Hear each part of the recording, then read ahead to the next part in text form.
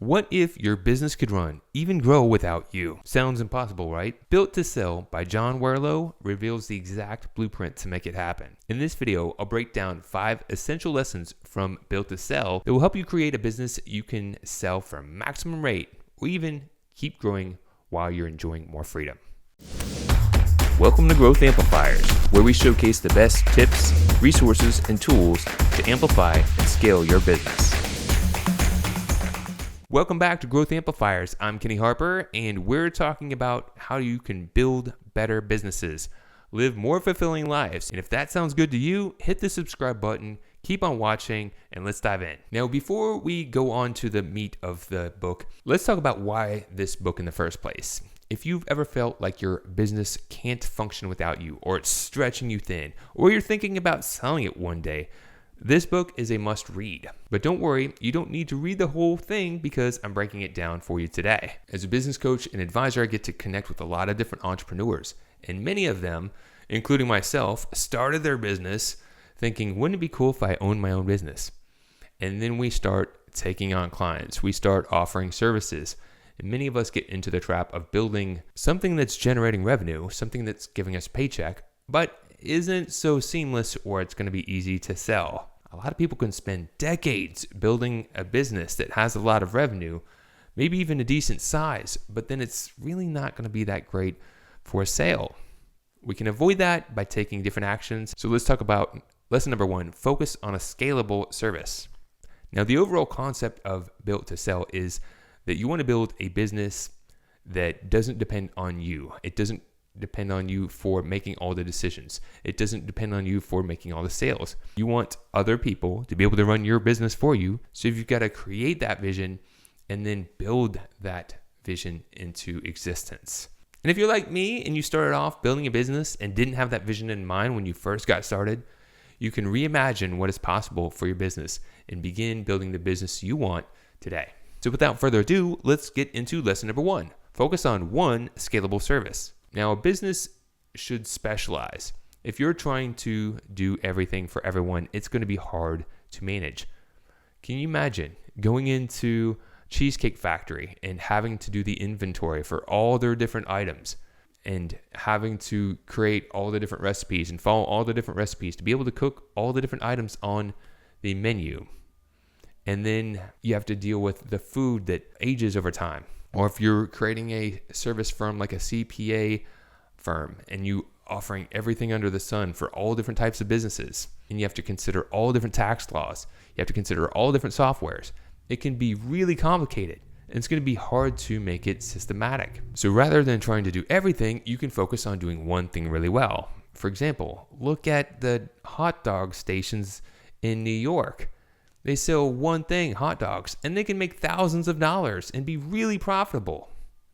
A CPA firm can focus on being the expert for doing tax planning for a certain sized business and be really masterful with it. In the book, they illustrate how a marketing agency was offering way too many different types of services and focused on just doing one really well, logo design. So instead of being a jack of all trade, be the master of one. You master it and you become dominant in it, you're going to be the go-to solution for it. You can charge a premium and it's going to be much easier to scale and to sell profitably. All right, lesson number 2, build a repeatable process. So if we've followed lesson number 1, in lesson number 2, we want to build a process for implementation. We've got to create systems that anyone can follow. If we've made it too complicated and we have too many variants for too many different types of people, then it's going to be really hard to make it systematic. If you've got to be involved in all the decision making, it's not systematic. It's going to be hard to scale. You're going to be bottlenecked. You're probably going to be more stressed out. You're probably not going to be earning the money that you'd like. It's probably going to be much harder to sell that to someone else who may want to own a business. Imagine if you're trying to sell your business and you're having to communicate all the different things that you have to do in the business. It's not easy to pass off to someone else. So if we've followed number 1, we've really simplified on one thing. Then number 2 is documenting the process to standardize how that can be executed consistently. Try to eliminate the variance where possible. And I know this is a challenge for me because when I started my business, initially 10 years ago, I was more the what would you like? I'm going to customize it your way, but it's going to be hard to scale it like that. So you can create systems to say, all right, we have these ways of doing things, and we can offer some options. Like if you're ordering a pizza, you can choose different crusts and different toppings, but it's not going to be, you can have anything you want, name it, and we'll make it. So those are the things you need to try to standardize. So build repeatable processes, make it simple that anyone can execute it. The more you can make it so where anyone can follow these systems, the easier it is to going to be able to scale, to build a team, and have that consistency and momentum. Number 3, hire people to run the processes. Imagine that.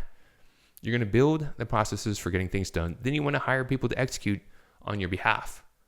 You've got to hire the right people for the right seat to get the job done.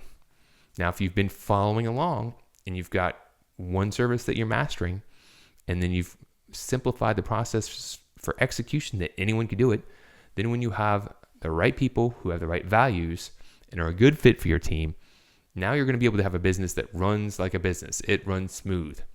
Again, a lot of us, when we get started creating a business, we didn't have this in mind. We didn't have that experience. But there's never a better time to start than right now to envision new possibilities for what you can create and start taking new actions to achieve new results. So hire the people. Let the business work for you. Don't work yourself so much into the business that it'll be hard to extract you out.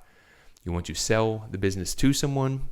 They want a business that's going to run for them. They want an investment. They don't want a job. That's a different concept. Number 4, build a valuable brand, not just a product. Now, if you're just offering a product or service that can be offered anywhere, it's going to be perceived as a commodity. And commodities really are only differentiated by price. And you don't want to compete on price unless you're Walmart. It's a losing strategy. If you're competing on price, you're competing on your profitability, and you can compete yourself out of existence. So we don't want to do that. Instead, we want to build a valuable brand. You think of Starbucks. They built a brand. They built a brand on quality, on creating a comfortable experience, and they can charge $5, $6, $7 for a cup of coffee, when if it was just the product of coffee, maybe $1. So think about how you're branding your service. Are you providing just a service of accounting or bookkeeping, or are you a brand that cultivates transformation? Do you change the lives of the people you work with? They start working with you one way. You provide your product or service, and they transform what is possible for themselves. And you do that consistently, and people can identify your brand because of your culture, because of how you operate, because of the values that you share. When people align with your brand, they understand the why you do what you do. They understand how it's differentiated and better than the competition. It's going to be worth a lot more than just a commoditized service. And last but not least, number 5, you've got to prepare to sell. And if you're going to plant a tree, when is the best time to do that? Well, it was 20 years ago, but if you can't go back in time, the best time to start planning to sell is now. You would want to be thinking of an exit plan. I'll admit, I started hearing people talk about exit planning and thinking when I was in my 30s, it's too early for me to be thinking about that. But why not start thinking about where you're going and start creating a plan? Just like if you're going to plan to retire one day, you need to know what's going to require to make that achievable, to live the lifestyle that you want. It's going to require things to be set up in a certain way. So why not start thinking about that now? Because the actions that we take now or don't take now are going to impact our future. So begin planning to sell now so that you're taking the right actions and you're going to achieve the right results. Here's a tip. Focus on profitability, predictability, and scalability to attract high value offers. Profitability, predictability, and scalability. And when I'm talking about profitability, I'm not talking about just cutting everything that has value just to focus on the bottom line. To be really profitable, you want to provide a lot of value to those you serve, and you want to provide a lot of value to your team. When you have your team working for you, going all in, when you have your customers being advocates and promoters for your brand, you're cooking with gas. You're making things happen. That's really how to be an amplifier, how to maximize the value you can provide. So we've talked about ideas, and now let's put those ideas in action. And let's talk about how to start applying these lessons today. First, number one, choose your niche and refine your service offering. You want to niche your business so that you can be attracting the right people. We talk about that on this channel a lot. If you're trying to be everything to everyone, you're going to be kind of positioned as nothing for nobody. Really identify who is your audience, who are your ideal customers, speak to them. You put out that signal, you're going to attract that audience. And then rather than trying to offer a little bit of everything, focus on the thing that you do really well, the thing that's most profitable, the thing that's easiest to scale, and focus on doing that. You might be able to make some revenue in some other areas, but if you spread yourself thin, it's actually going to hold you back. It's actually going to make your business less profitable. Even if you could generate more revenue, if it limits your scalability, it could be holding you back. Number two, begin documenting your processes. Now, chances are you may have already have some processes documented, but make sure that you're looking at the top processes and they are simplified so that anyone can execute them. It wouldn't hurt to take a look back at some of those processes and making sure that there's not too many variants. It's not requiring too many people to be involved, and simplifying it to make it easier and easier to scale. And number three, keep refining as you grow. As your business grows, things will change. I'm not advocating that you can't offer other services or have other offerings, but I am advocating that you don't want to complicate your business by adding things that will spread you thin. If you've got the right team, the people to execute it, it works. If it's scalable, let it be scalable. But if it's going to complicate things, it could be holding you back. You need to consider that before you add those things in. Your processes, your SOPs will change over time. You want to evolve with technology. You want to evolve as you grow. So make sure that you're looking at that along the way. Now, I'll give you an example. At Growth Amplifiers, we do offer coaching and advisory, helping business owners and entrepreneurs amplify their business. And realizing that some of that, what we were doing, wasn't easy to scale, we created the Amplified Growth System, a framework that guides people through the amplified growth cycle, a 7-step process to help them really get focus and take actions on the most important priorities in a consistent manner. This way, we can empower others to follow that process and get the same result. It's a framework. It's systemized. We can train other advisors and other coaches to implement it so that they can get consistent results. We've productized our knowledge, simplified our process so that it becomes repeatable and scalable. We could sell it as a course.